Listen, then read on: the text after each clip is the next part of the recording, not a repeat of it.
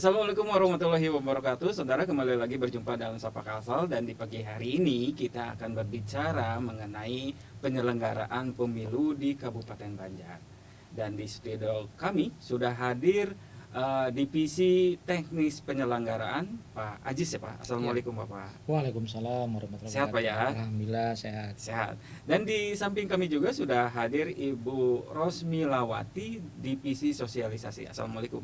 Waalaikumsalam. Benar ya Bu ya, Divisi Sosialisasi Iya, ya? benar Pak. Panjangnya Sosialisasi Pendidikan Pemilih ya Bu ya? Iya.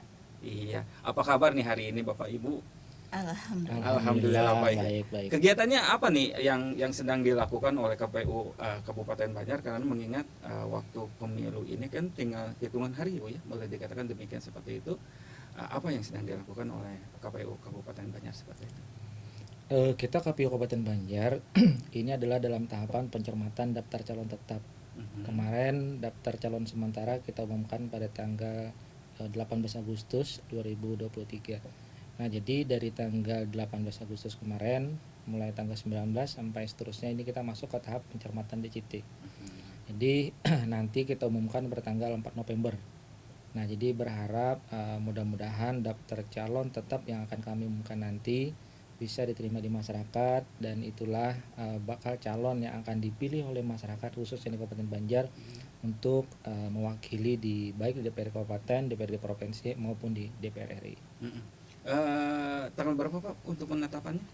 Penetapan itu sesuai dengan undang-undang ataupun PKPU di KPU RI itu pada tanggal 3 November. 3 November. 3 November kami KPU Kabupaten Banjar nanti akan melaksanakan pleno, kemudian menetapkan daftar calon tetap yang akan kami umumkan nantinya pada tanggal 4 November. 4 November diumumkan ke Iya. publish gitu ya, Iya, ke publiknya publish, seperti iya. itu. Nah, Iya. itu ada berapa calon Pak yang masuk ke Kabupaten Banjar? Kabupaten Banjar saat ini rancangan ya, saat Ya, ini kan betul. kita masih rancangan. Jadi rancangan daftar calon tetap itu ada 522 orang. 522. Iya, 522. Untuk kuota untuk memperebutkan kursi di DPRD Kabupaten Banjar berapa? Kursi DPR Kabupaten Banjar itu ada 45. 45. Iya. 45 hanya untuk Kabupaten Banjar aja. Berarti Iya, benar. untuk 522 itu semuanya berarti Pak ya? Iya, 522 memperebutkan 45 kursi. 45 panas. kursi Iya. di DPR ya Pak ya? Iya, seperti DPRD itu. Kabupaten Banjar. DPRD Kabupaten Banjar. Iya.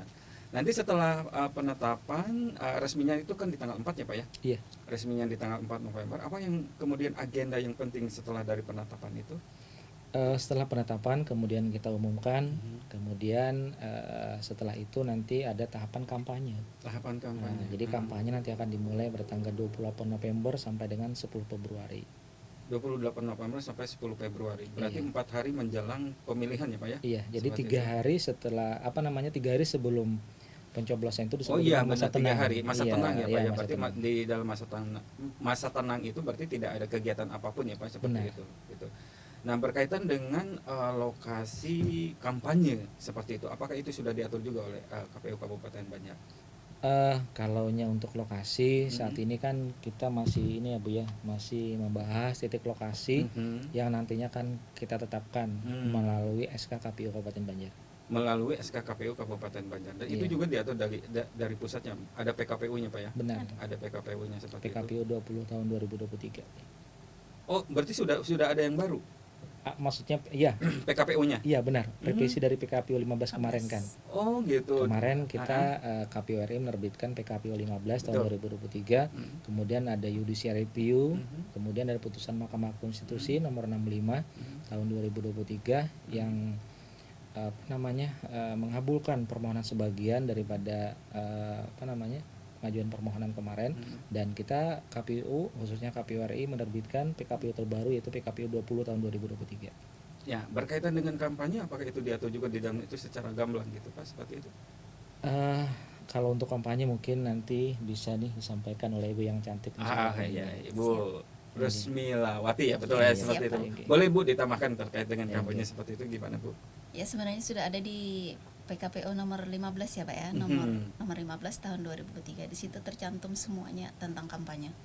Kemudian dengan adanya putusan MK nomor 65 terkait tempat kampanye di pendidikan, tempat pendidikan. Mhm. Kemudian keluarlah PKPU revisi dari PKPU 15 menjadi PKPU 20 tahun 2023 Mhm. tentang kampanye di tempat pendidikan, tapi khusus untuk fakultas perguruan tinggi institut, Pak. Oh, berarti tidak menjamah untuk tingkatan SMA, Tidak. sekolah menengah, Iya. tidak seperti itu ya. Berarti Iya. hanya di tingkat perguruan Universitas tinggi ya, perguruan seperti itu. tinggi. Ada jangkauannya nggak Bu? Apakah kalau dulu kan mungkin mohon dikoreksi juga, kalau misalkan dulu kan tidak boleh tuh politik tuh masuk ke dalam kampus, tapi sekarang itu malah dibuka ya seperti itu. Iya, Ya? karena ada putusan MK yang membolehkan itu tadi, Pak, di tempat pendidikan. Di tempat pendidikan. Iya. Berarti mereka partai politik itu mereka bisa berkampanye di kampus dong kalau Iya, begitu. tapi hanya pertemuan terbatas. Oh, pertemuan Iya, terbatas. pertemuan tatap muka. Pertemuan tatap muka. Misalkan pertemuan terbatas dan pertemuan tatap muka itu seperti apa Bu? Seminar atau apa gitu seperti itu atau bagaimana? Kalau pertemuan terbatas kan di dalam ruangan menghadirkan, misal kalau untuk kabupaten ya maksimal 1.000 orang. Oh, maksimal. Jadi Iya, ada batasannya. ya ada jumlah maksimal. Iya. Ada jumlah maksimal harus 1.000 orang maksimalnya Iya, ya, seperti maksimal itu. itu batasnya. Dan itu kalau misalkan lebih dari 1.000 orang berarti melanggar gitu seperti Melanggar itu. itu. Kalau sesuai PKPU nomor 20 kan itu ada batasan maksimal. Ada batasan Iya. maksimal di 1.000 orang Iya. seperti itu. Dan itu pun harus di perguruan tinggi ya Bu ya, Perguruan seperti tinggi. itu. Itu harus ada jadwal khusus nggak Bu? Misalkan nih partai memberikan jadwal ke KPU untuk sosialisasi atau berkampanye di perguruan tinggi atau bagaimana, atau Iya. emang sebelumnya sudah diatur sama KPU? Harus ada jadwal, Pak. Rekomendasi jadwal, kemudian serahkan KPU, Bawaslu. Nah, itu jadwalnya harus benar-benar. Itu Koordinasi. dari KPU atau dari partainya Bu? Kalau untuk menentukan jadwal itu mereka yang menentukan, kita kemudian koordinasi KPU memberitahukan jadwal pelaksanaan kampanye mereka. Oh, jadi mereka yang menentukan untuk Iya. titiknya Iya. seperti itu. Kalau di perguruan tinggi di Kabupaten Banjar itu ada berapa perguruan tinggi yang bisa dimasuki sama mereka? Ada Mungkin semuanya ya, tapi Iya, bisa semua. ada ada jumlahnya Nahdlatul berapa? Ulama kan, UNO Mhm, di KM 12, kemudian Stay Darussalam, mhm. ada berapa? Jadi lebih dari dua atau lebih tiga. dari 2 atau 3 di Mhm, Kabupaten Banjar. Dan itu bisa partai politik bisa berkampanye di sana ya, Iya. seperti itu. Oke. Dengan syarat-syarat tertentu sih, Pak, ada yang bertanggung jawab. Oke, ada yang bertanggung. Barang-barang, Jadi iya. dengan syarat-syarat tertentu ada yang bertanggung jawab Iya. terus. Kemudian tidak boleh membawa atribut mereka saat berkampanye. Oke. Syarat-syarat kampanye di perguruan tinggi seperti Iya, itu, Bu. itu kan Kita sudah tahan dulu, jelas. Pak. Ya, oke. Kita akan kembali saudara setelah jeda iklan berikut ini.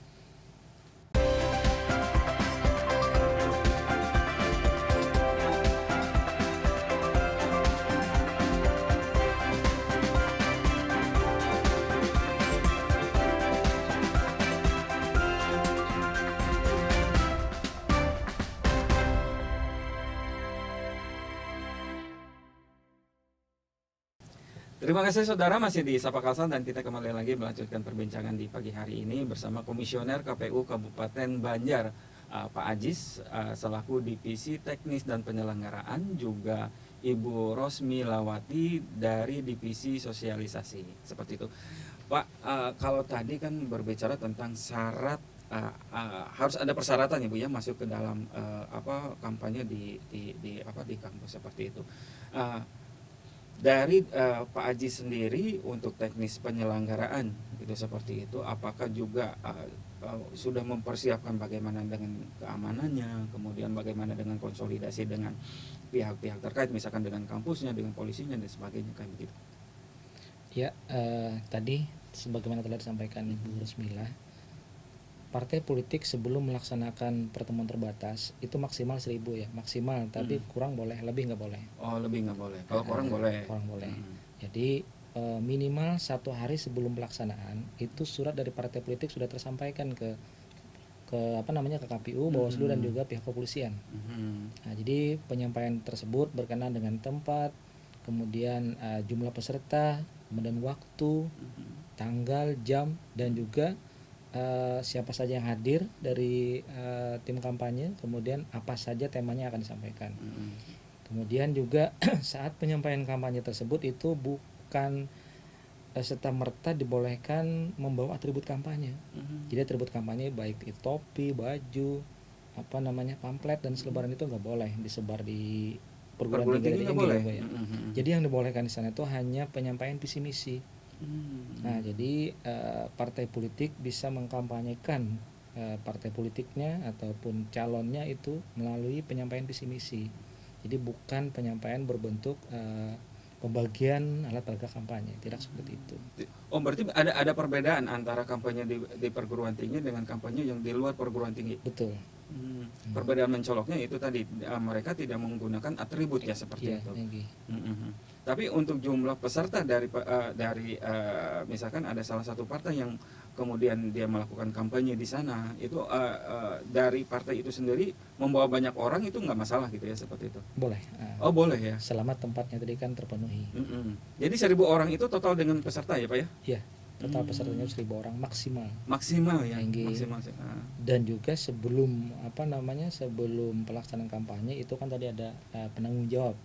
Nah, penanggung jawab jadi dalam artian pelaksanaan tersebut memang sudah mendapat izin dari pemilik rektor, pemilik kampus. Kalau seandainya perguruan tinggi ada penyebutannya misalkan direktur atau rektor. Nah, kalaunya ada direktur, ada yang lain-lainnya sesuai dengan penyebutan perguruan tingginya.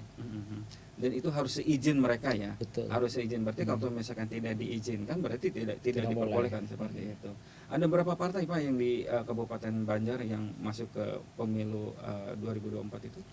Jumlah partai politik secara nasional itu kan ada 18. Betul. Iya, cuman yang ada calonnya di partai itu hanya 17 partai politik. 17 partai politik yang ikut dalam konsultasi untuk 45 kursi di Kabupaten Banjar. Iya, tapi bukan berarti mereka yang tidak punya calon itu suaranya tidak sah.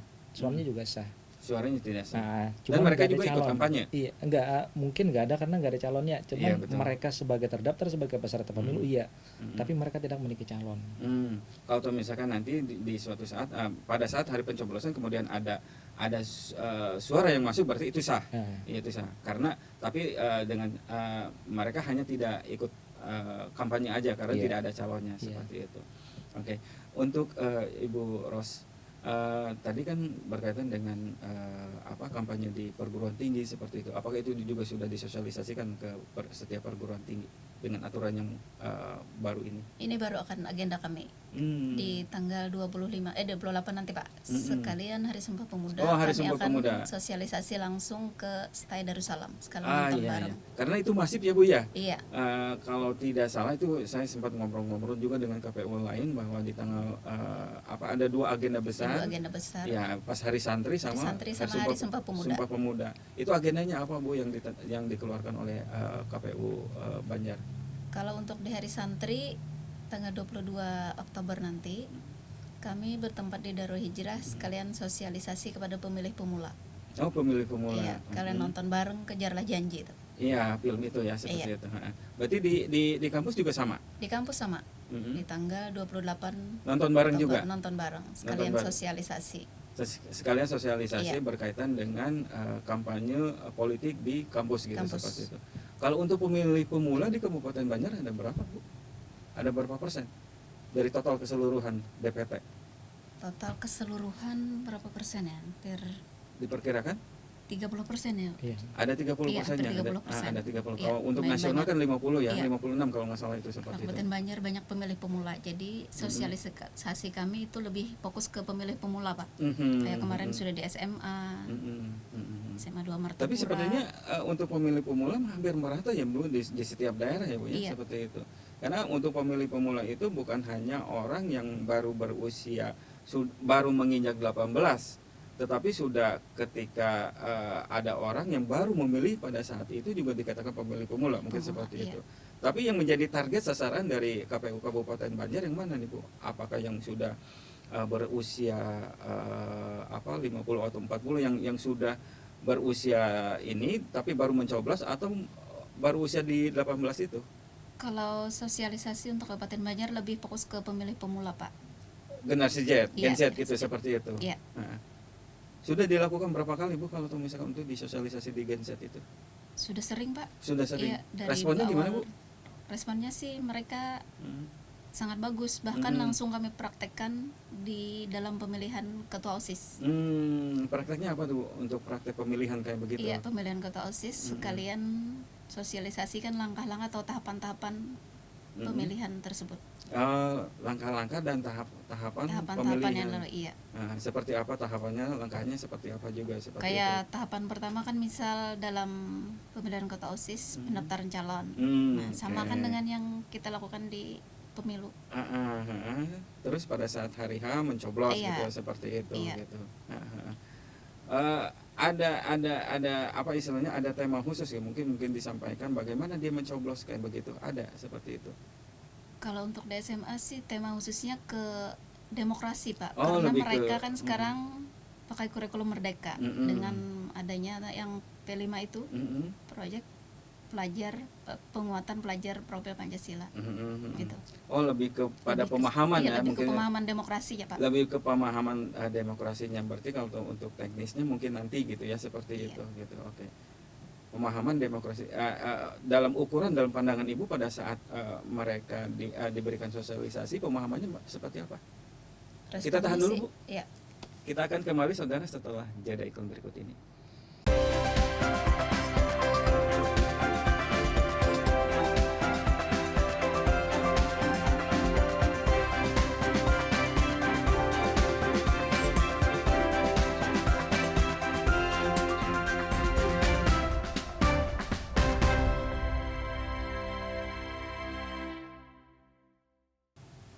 Terima kasih saudara, masih di Sapa Kalsel dan kita kembali lagi melanjutkan perbincangan di pagi hari ini untuk ke Pak Ajis yang berkaitan dengan teknis penyelenggaraan. Itu bagaimana Pak untuk panitianya yang di bawah KPPS ya Pak, kalau Iya, tidak salah benar. seperti itu. Iya. Apakah itu saudara udah ada perekrutan atau bagaimana? Belum. Jadi perekrutannya itu nanti kan di bulan Desember dan Januari. Awal Jadi Januari. awal Januari kita akan merekrut KPPS. Jadi KPPS itu tiap satu TPS itu kan ada 7 orang tugas KPPS, kemudian ada 2 orang dari Linmas Ada atau 5. PAM TPS, pengamanan TPS. Itu berapa TPS Pak yang disiapkan di Kabupaten Banjar? Kita Kabupaten Banjar ada 1989 TPS. Hampir 2000 ya Pak ya? Iya, Hampir 2000 TPS ya. Hampir 2000 TPS. Hampir 2000 TPS. Berarti DPT-nya jauh lebih besar dong kalau dengan yang sekarang ini dibanding dengan 2019 ya? Iya betul. Mm-mm. Jadi kalau sekarang kan 557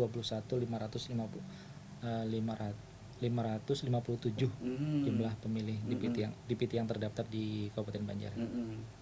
Itu dan nantinya akan tersebar untuk di 1.900-an ya Pak ya, Iya, untuk TPS ya Pak, 1989 seperti itu. TPS. Satu TPS itu 300 suara berarti 300 pemilih ya Pak ya? Iya. Maksimal sesuai dengan PKPU itu kalau untuk di pemilu legislatif itu maksimal 300 orang, 300 pemilih. 300 pemilih ya? Iya, itu 300 nanti orang. beda di saat pemilihan kepala daerah. Itu termasuk dengan pemilih tambahan dan pemilih khusus gitu seperti itu? Tidak. Tidak. Itu Hanya DPT saja? Ya, DPT maksimal tiap TPS itu maksimal 300 pemilih. Belum masuk itu sebenarnya daftar pemilih pindahan, kemudian daftar pemilih khusus belum masuk. Oh, belum masuk. Iya. Berarti ada penambahan surat suara dong kalau begitu? Iya. Jadi kita menyikapinya karena di tiap TPS itu maksimal 300, maka kita merancang TPS itu kurang dari 300. Karena kita juga akan mengakomodir pemilih pindahan dan juga pemilih khusus.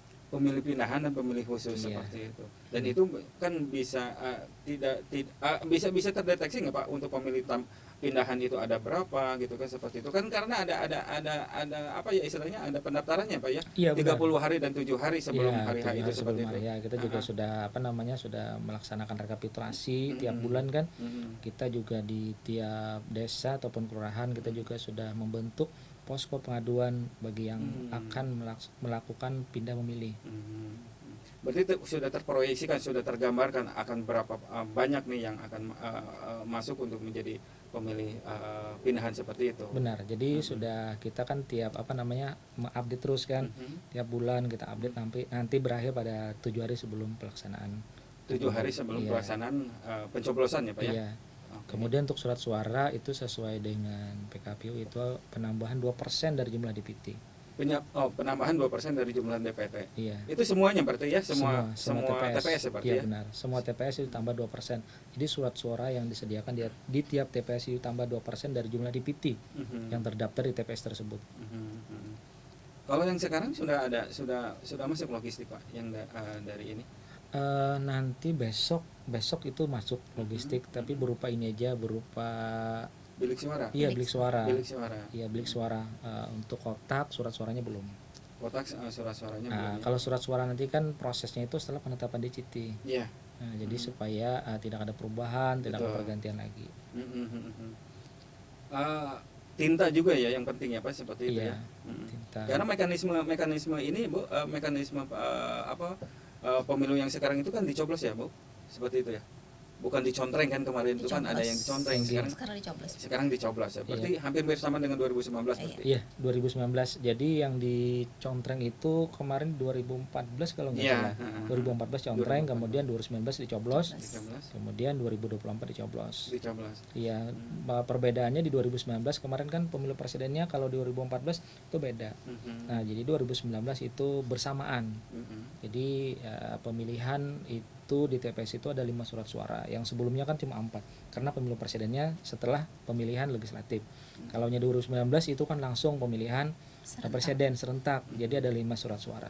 Kemudian bedanya di 2024 sekarang ini adalah pelaksanaan pilkada juga dilaksanakan di tahun 2024. Nah, itu mungkin. Cuma bulannya yang berbeda ya Pak?